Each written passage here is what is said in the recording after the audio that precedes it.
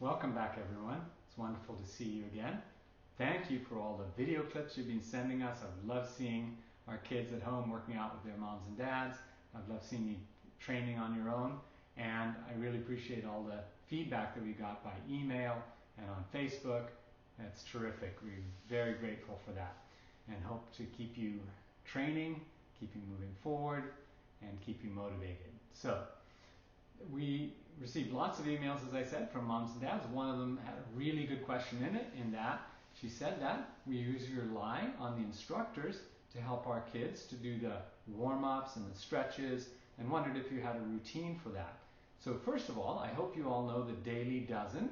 I will make sure that you have an opportunity to get a link for that, or you can email me and I'll send you a PDF of that.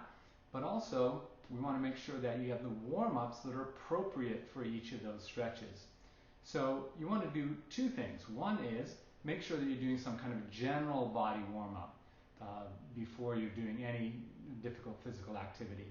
And then the second thing is you want to make sure that you are warming up the specific muscles or the specific muscle areas before you really challenge them with static stretching or pressure stretching, or even really strong stretches that you're doing standing and swinging your leg. So let's make sure that we're being sensible, make sure that we're graduating up through the levels of difficulty, and I'll give you some examples on stretch number 1 through 4 from our Daily Dozen right now, and then hopefully you can figure out some on your own for all of the others. But again, the idea is warm up the area that you want to stretch. And so I'll give you these examples. If you want more examples of stretch number 5 through 12, then I'm very happy to do those as well for you. So stretch number 1 is a relatively gentle stretch, if you're careful, with the hamstring. So you can do a relatively gentle warm-up with it. So one way you can do that is just to switch legs each time, lifting up like this towards your chest. And this will work the areas that we're going to be stretching in a minute.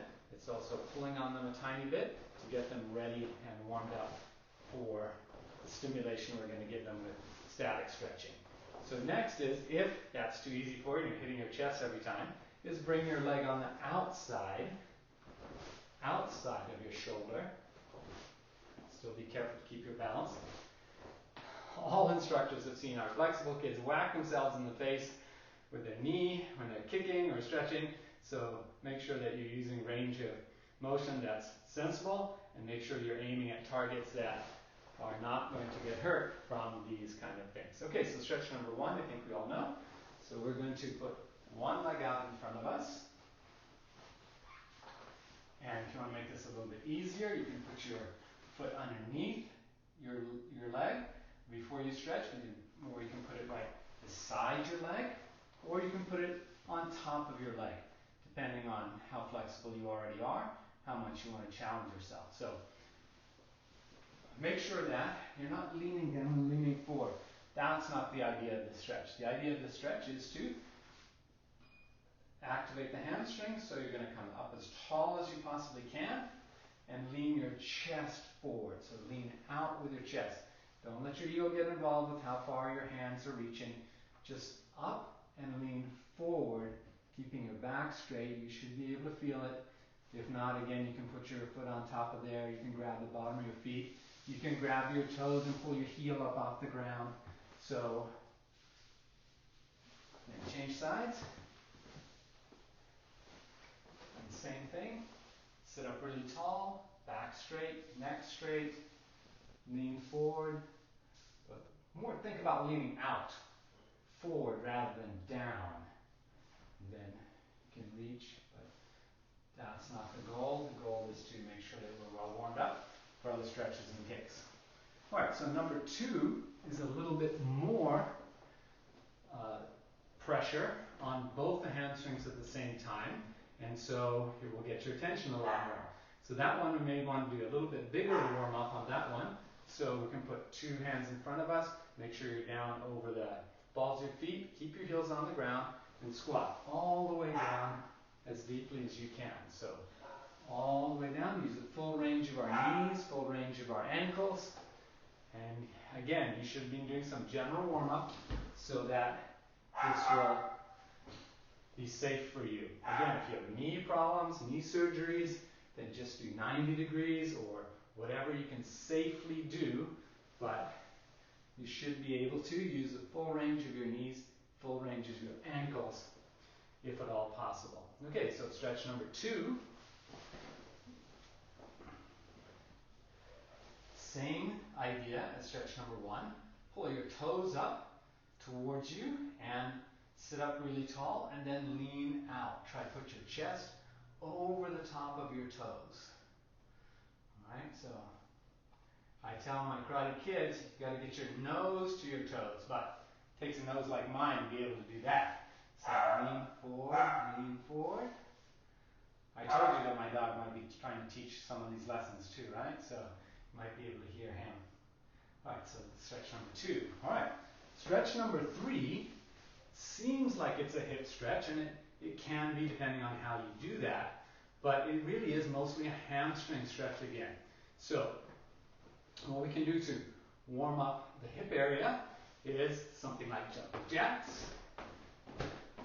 So let's go in the same direction. We're going to have our legs going when we do stretch number 3, or, this is another good one for stretch number 12, is star jump. Star jump, okay? So doing a whole jumping jack in the air. Alright, so stretch number 3 means that we're going to have our feet however far is comfortable for you. But again, there are some things that will give you cues that you're stretching too far. One, of course, is your body talking to you. Another one is that your feet will either flop over or your knee will bend. So that means you're probably stretching too far. So 3 ways we can do number 3. One is to lean over to the inside like this. You can reach your foot, that's fine, but that's not the goal. And then up. Again, body straight, spine straight, neck straight. And lean over on the inside. Reach wherever you can. If you can grab and pull, that will help you get a little more stretch. And then down the middle, same thing. Not trying to put our heads on the floor, trying to put our chest on the wall opposite us. So lean out forward. Now, there are lots of people who can keep their spine straight and put their chest on the floor. That's wonderful. Do that if you can, but make sure your chin is up, the chest on the floor. If that's too easy for you, put your belly button on the floor. Okay, so leaning forward this way, all right? Stretch number 3. Now, stretch number 4 is for shoulders. So warming up the range of our shoulders. So we all know our favorite shoulder stretch or warm up is push up. So plank your body and press.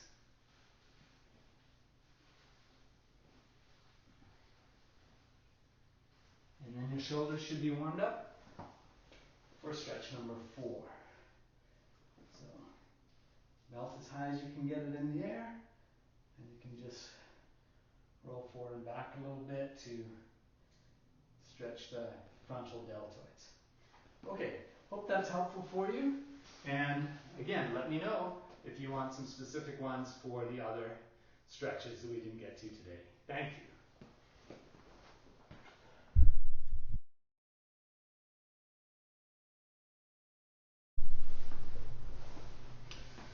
Welcome back, everyone. So a couple of days ago, we worked on creating our own sparring combinations. And so I want to make sure that you have the opportunity to do that and get ready for some testing sparring combinations that we think will be good for this. So let me talk to you about how many combinations do you have and how many combinations do you need? Well, it's always best to do ones that you know really, really well. So we'll only do a couple today, but I want to give you a sense of how many you really have. This was an early lesson that Grandmaster Hawkins taught us when we were getting ready for tournaments, especially the national tournament circuit. So if you have 3 moves and you do a 3-move combination and you don't repeat any of those techniques during the 3-move combination, that's 3 choices you have on the first one, 2 on the second one, and 1 on the third one. That is 6 combinations. So if you do repeat them, then of course you have 3 times 3 times 3, which is 27. What about if you have 4? So 1, 2, 3, 4. What if you have 4 techniques? Well, that would be 4 times 3 times 2 times 1, which would be 24 combinations. That's a lot, right? Just from 4 techniques. And if you did repeat them, you'd have 4 times 4 times 4 times 4, which I think is 256. That's a lot of combinations. Here's the thing though, some of those you don't want to use. So let's go back to talk about those basics. Most of the time, whether you're aggressing or defending, you want to use front hand or front foot to break the distance or to make the distance. So let's just start out with a couple of those. So my dog thinks I might have got the math wrong, so he's trying to correct me. I hope I got it right. Anyway, there you go. Maybe he'll help us with some new combinations. All right, so let's try this. We're going to move forward and we're going to jab. Remember, that represents front hand, 2 and 3. So I think we did this one the other day. So moving forward, leaving this hand right where it is. Reverse, look where my other hand went back to protect myself because I'm turning towards the person, and then knee up quickly to defend that hole. When I'm facing this way, there's a big hole here. I want to get that knee up quickly to protect myself from counterattack. Okay, so move forward, go, go. All right, we can do exactly the same thing going backwards. So 1, oh yeah, I didn't add that, did I? So if you're going forward, backward, left or right, whether you're angling or circling, I guess that's 4 times each of those numbers that I just gave you. So that makes even bigger numbers. Okay, so, and you could be changing directions during the combination too, right? Wow, now the number's getting astronomical. Anyway, here we go. We're going to slide away from the person. So slide and stick. So make distance and stick. Hopefully, if we stuck him strongly, we've got him frozen, and then we can come with our back leg again. If not, jab, cross, and he's still advancing, change his mind about that, okay? So, 3 moves used a couple of different ways, right? So let's try that again. So, fade away, punch, he's not giving us space, lead leg. Fade away, punch, back leg front kick, all right? So there's a couple of ways to use one combination. So, practice this one a lot of times. Jab, make the distance, cross, and front kick. 1, 2, 3, and try fading. 1, 2, 3. Other side, fade. 1, 2, 3. So please notice when we're kicking, both hands are up and elbows are in. Elbows are in. All right? So now you can add your favorite kick to that. We looked at the other day, jab, cross, inward axe. We looked at jab, cross, outward axe. We looked at jab, cross, jab, cross, jab, side kick. So that takes us up to 4. Jab, cross, jab, side kick. And again, those can be used aggressing or defending, depending on how our partner is reacting. So choose 1 or 2 and practice them 1 million times. And when I see you on testing, I'll be able to notice that you use your front hand for defense, your front hand for offense, your front foot for defense, your front foot for offense, and I'll be really happy that you're staying covered and protected all the time that you're throwing other techniques, okay? So good luck with that, practice hard, and I'll look forward to watching you do that soon.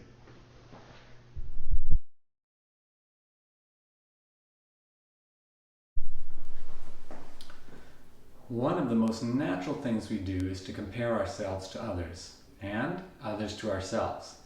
This may be one of the most normal things we do, but it can also be one of the most harmful. So instead of comparing, let's focus on serving others.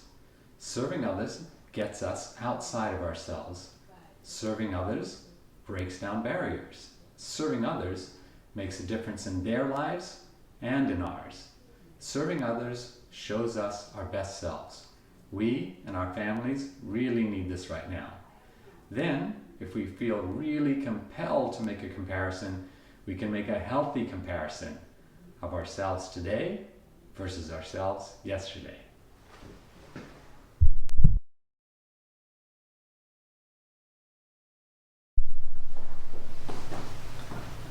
So, how did Ben Franklin feel when he discovered electricity? Shocked!